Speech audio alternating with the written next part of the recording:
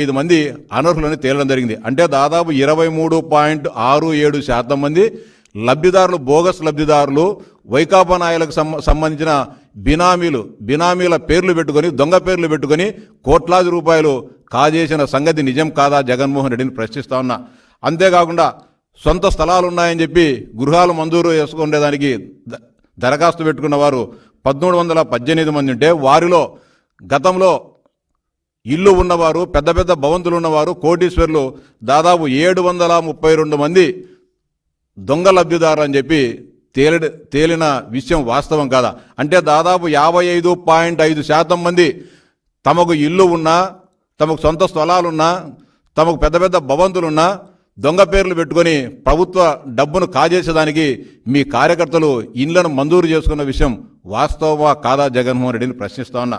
అంతేకాకుండా రాజీవ్ గాంధీ కాలనీలో 75 ఇళ్లను మంజూరు చేశారు. దానిలో 17 మంది బోగస్ లబ్ధిదారులని తేలిన విషయం వాస్తవమా కాదా జగన్మోహన్ రెడ్డి ప్రశ్నిస్తున్నా. అంటే దాదాపు అక్కడ 22.6% బోగస్ లబ్ధిదారులుగా తేలడం జరిగింది. అంతేకాకుండా గతంలో ఇండ్లు మంజూరై ఇండ్లు కట్టుకున్నా మళ్ళీ రెండోసారి ఇళ్లను మంజూరు చేసి దాంట్లో దాదాపు 65 మంది బోగస్ లబ్ధిదారులు తేలిన విషయం వాస్తవమా కాదా జగన్మోహన్ రెడ్డి అడుగుతా ఉన్నా. దాదాపు 8,468 ఇళ్లలో 2,489 మంది లబ్ధిదారులు బోగస్గా తేలడం జరిగింది. ఇవన్నీ మాట్లాడకుండా మీ నియోజకవర్గంలో మీరు ముఖ్యమంత్రిగా ఉన్నప్పుడు జరిగిన ఒక్క లేఅవుట్లోనే దాదాపు 175 కోట్ల రూపాయలు స్కామ్ జరిగింది. దీనిపైన మీరు కూడా ప్రస్తుతం ముఖ్యమంత్రిగా లేరు, ప్రతిపక్ష నాయకునిగా లేరు, ఎలాంటి పని లేదు. మీరు అక్కడే ఉంటారు, నేను అక్కడే ఉంటా. ఇద్దరం కలిసి పులివెందుల మెగా లేఅవుట్కు పోదాం. ఎంత అన్యాయాలు, ఎంత అరాచకాలు జరిగాయో అక్కడే ఇద్దరం తేల్చుకుందాం.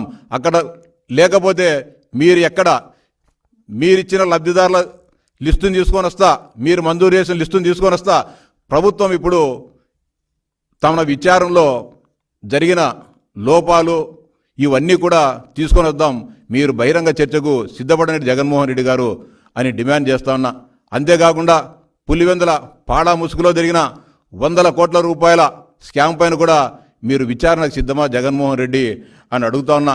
అంతేకాకుండా పులివెందుల మున్సిపాలిటీ సుందరీకరణ అని చెప్పి 650 కోట్ల రూపాయలు మంజూరు చేసి ఇష్టానుసారంగా దానిలో అవినీతి జరిగిన మాట వాస్తవమా కాదా జగన్మోహన్ రెడ్డిని అడుగుతా ఉన్నా. ఇక ఇరిగేషన్లో కూడా ఎత్తిపోతల పథకాలని చెప్పి రకరకాల పేర్లతో ఇరిగేషన్లో కూడా 100 కోట్ల రూపాయల స్కామ్ జరిగిన మాట వాస్తవమా కాదా జగన్మోహన్ రెడ్డి అని ప్రశ్నిస్తున్నా. ఇంకా దారుణమైన విషయం, పులివెందుల మున్సిపాలిటీలో దాదాపు కోట్లాది రూపాయలు ఖర్చు పెట్టి సుందరీకరణ పేరుతో మీరు రింగ్ రోడ్డు చుట్టూ ఊర్లో బ్రహ్మాండంగా పాత కరెంటు పోల్ల స్థానంలో కొత్త ఇన్ని కూడా పెట్టడం జరిగింది మున్సిపాలిటీ పరిధిలో. ఈరోజు గత నెల రోజుల నుంచి కరెంటు బిల్లు కట్టలేక స్ట్రీట్ లైట్లు కూడా వేయలేని దౌర్భాగ్యకరమైన పరిస్థితిలో పులివెందుల మున్సిపాలిటీని మీరు తీసుకొచ్చారంటే పులివెందుల ప్రాంత ప్రజలపైన మీకు ఏమాత్రం ప్రేమ ఉందో ఒకసారి అర్థం చేసుకోవాలా. దాదాపు 23 కోట్ల రూపాయలు విద్యుత్ బిల్లులు చెల్లించాలి పులివెందుల మున్సిపాలిటీ. మీరు ముఖ్యమంత్రిగా ఉన్నప్పుడు పులివెందుల మున్సిపాలిటీని ఆర్థికంగా ఎంత దోపిడీ చేశారో, ఎంత నాశనం చేశారో ఒక్కసారి ఆలోచించాలని చెప్పి విజ్ఞప్తి చేస్తా ఉన్నా. అంతేకాకుండా దాదాపు మీరు ముఖ్యమంత్రిగా దిగిపోయే నాటికి పులివెందుల నియోజకవర్గంలో వివిధ రకాల పనులు చేసిన వాళ్లకు దాదాపు 800 కోట్ల రూపాయలు బిల్లులు చెల్లించాల్సింది ఒక్క పులివెందుల నియోజకవర్గంలో, మిగతా రాష్ట్రం కాదు. ఎందుకు కానీ మీరు చెల్లించలేదు? ఎన్నికల నోటిఫికేషన్ వచ్చిన తర్వాత నీకు కావాల్సిన పెద్దిరెడ్డి రామచంద్రారెడ్డి కంపెనీకి కానీ లేకుంటే రాఘవ కన్స్ట్రక్షన్ కానీ 100 కోట్ల రూపాయలు బిల్లులు రిలీజ్ చేశారు. ఏం పాపం చేశారని పులివెందుల నియోజకవర్గంలోని మీ కార్యకర్తలు బిల్లులు చెల్లించలేదు? మీకోసం ప్రాణత్యాగాలు చేసి, మీకోసం, మీ రాజకీయ భవిష్యత్తు కోసం, మీ ఎదుగుదల కోసం పాటుపడిన పులివెందుల కార్యకర్తలు ఎందుకు గాను మీరు విస్మరించారు?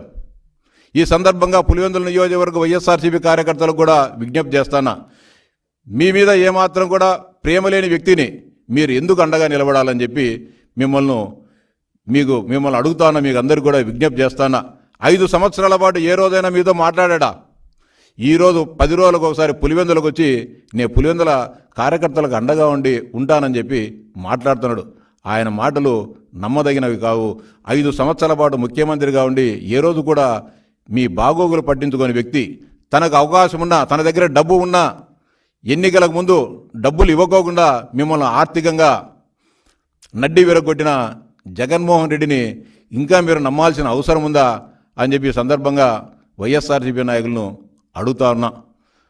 అంతేకాకుండా పులివెందుల నియోజకవర్గంలో జరిగిన అన్ని అభివృద్ధి కార్యక్రమాల్లో అవినీతి విచ్చలవిడిగా జరిగింది.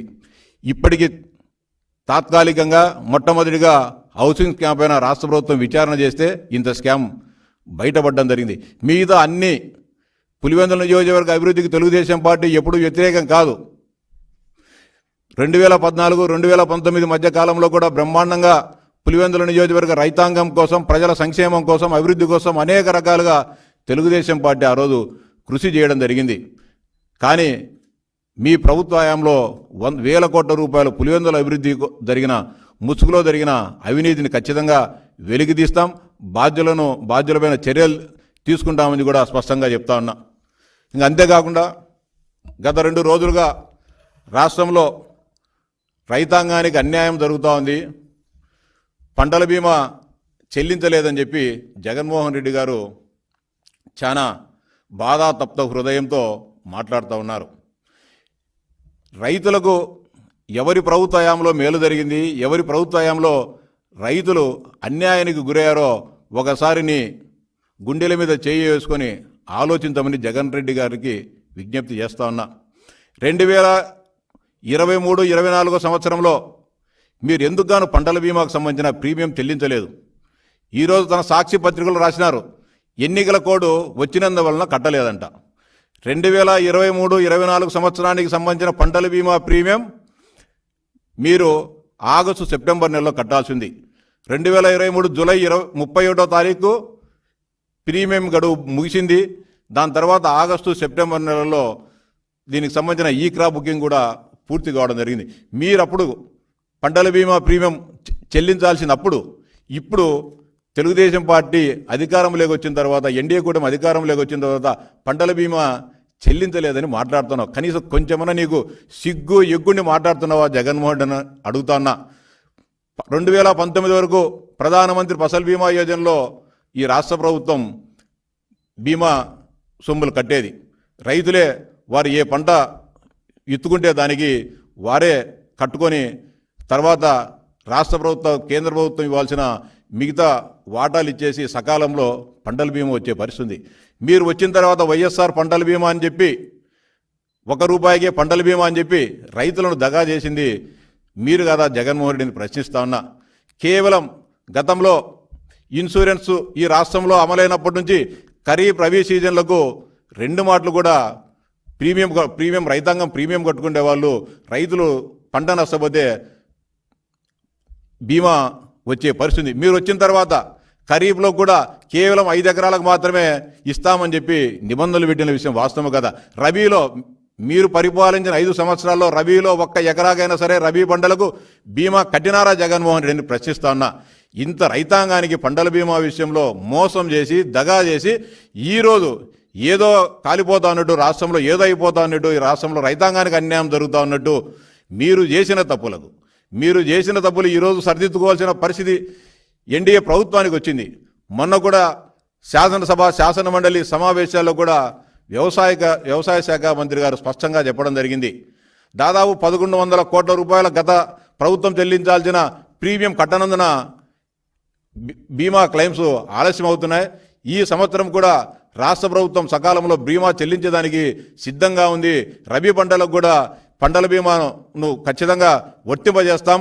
అంతేకాకుండా రైతులే స్వచ్ఛందంగా మేము కట్టుకుంటామని ముందుకొస్తున్నారు. కాబట్టి ఆ విషయాన్ని కూడా సమగ్రంగా చర్చించి రైతు సంఘాలందరితో చర్చించి మంచి పంటల బీమా విధానాన్ని అమలు చేస్తామని చెప్పి గౌరవ మంత్రులు అచ్చెన్నాయుడు గారు కూడా చెప్పడం జరిగింది. ఇంత అన్యాయంగా